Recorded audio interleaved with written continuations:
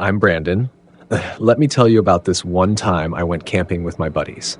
We found this secluded spot deep in the woods, miles away from civilization. Everything seemed fine at first, and everything was going fine.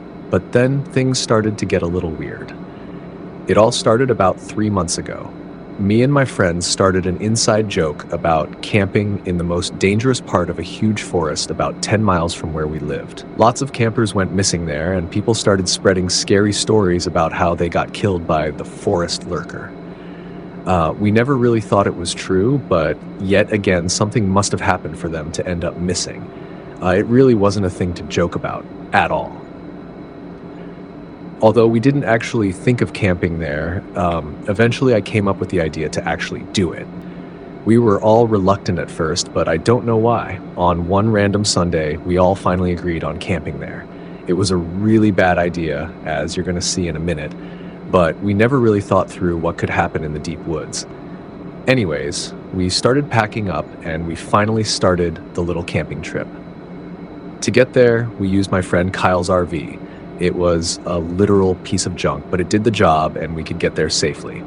It took us about 20 minutes to get to the destination, and about another 10 minutes to get to the dangerous part of the forest.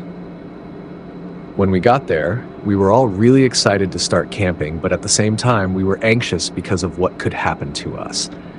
After about 5 minutes, we determined a good camping spot and we started unpacking our things. It took us about 20 minutes to unpack and set up the tents. We then tried to make a campfire after collecting some firewood. We failed multiple times. I forgot to tell you that we were all really inexperienced in camping. It was horrible.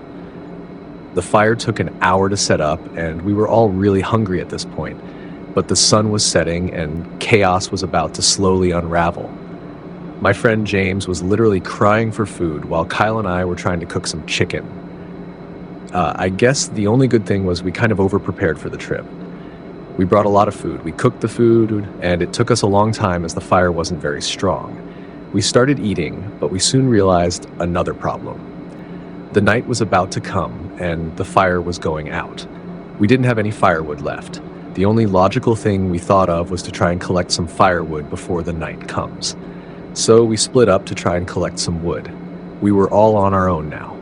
Thankfully, we did bring 3 torches. After some time, James and I were back at the camp with loads of firewood. We thought Kyle was about to come too, but no. Kyle was nowhere to be seen. We started yelling for him, but he wasn't responding. We started panicking and regretting coming here. We were scared as to what could have happened to Kyle.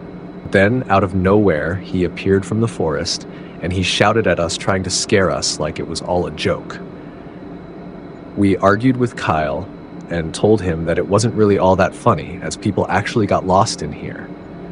Kyle realized his mistake, but it still seemed like he thought it wasn't anything serious what he did. After some time, we had a fire going. It was much easier to set it up this time, though, as we realized what kind of mistakes we were making last time. Finally, it was time for a snack before bed. We ate some s'mores, and after talking for a bit, we went into our tents and tried to sleep, but James was cracking stupid jokes about the forest lurker, and we couldn't sleep until he stopped. Finally, we are all asleep.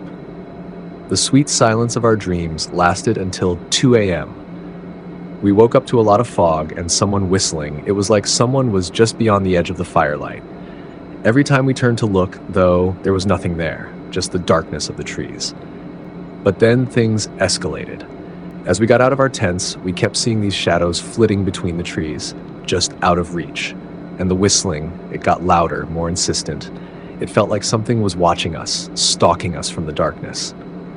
We tried to laugh it off, crack jokes to ease the tension, but deep down, we were all freaked out. Okay, that's it. We grabbed our flashlights and bolted back to the RV, not stopping until we were miles away from that cursed place. We never talked about what happened that night, but we all knew it wasn't just our imagination. Something was out there in those woods, something hungry and evil. So yeah, that's why I don't go camping anymore. You never know what might be lurking in the darkness, waiting to drag you down into the depths of hell.